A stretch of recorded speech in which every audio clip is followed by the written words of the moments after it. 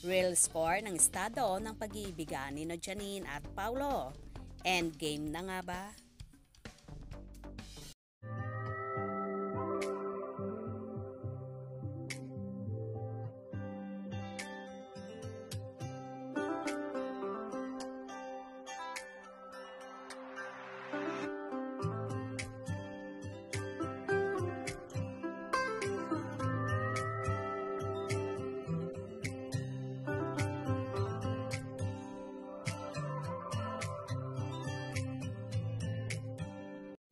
Usap-usapan ngayon ang latest chika ng talent manager na si Ogie Diaz na hiwalay na naman sina Paula Avellino at Janine Gutierrez.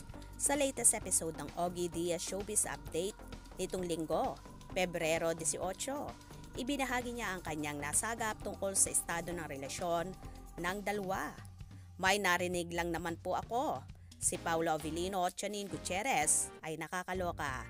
Sana hindi totoo. Split na raw yung dalawa. Ulit-ulit ni Ogie. Yan ay sabi lang ng aking kausap. At yun ay kailangan nating marinig mula sa bunganga ng kabayo. Straight from the horse's mouth. Ika nga, anya pa. Hindi pa naman daw niya nararadar kung ano ba ang rason ng hiwalayan ni na Paulo at Janine. Parang ano rin ito, Beyadom. Hindi natin alam kung anong rason. Basta yan lang ang nakarating sa atin. Pero di pa yan confirm ha. Narinig ko lang po yan. Paglalahad pa niya. Beyadom. Hindi natin alam kung ano ang rason. Basta yan lang ang nakarating sa atin. Na splitamos na raw ang dalawa. Pero hindi po yan confirm ha. Narinig ko lamang po yan.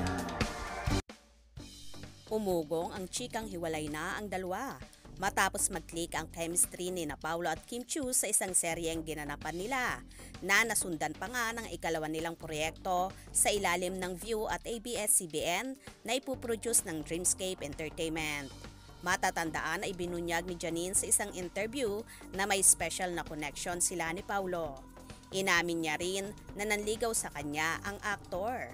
Lumutang ang chikang nagkabalikan sila matapos magkalabuan, pero sa ngayon, wala pa naman silang kumpirmasyon sa totoong estado ng kanilang relasyon. Well, ayon nga kay Ogie Diaz, hindi pa naman ito confirm at sana naman ay hindi nga ito totoo dahil maraming paunin-panay ang malulungkot. Anyway, mahirap din naman kasi ang sitwasyon ngayon ni Nini. Dahil nga naiipit din ang relasyon nila ni Paulo sa Kim Pao tandem. Kahit naman sino, hindi may iwasan na magselos. Lalo pat so sweet nga ng Kim Pao on and off cam. Pero kung talagang mahal nila ang isa't isa, ay napag-uusapan naman ang mga bagay-bagay na hindi maaapektuhan ang kanilang relasyon. Sana nga ay hindi ito totoo at mas manaig ang kanilang pag-iibigan at maging matatag ang kanilang pagsasama. Abang-abang na lang tayo sa mga magaganap. Mga ka-scoop, anong inyong magiging reaction sa bidyong ito? Comment below.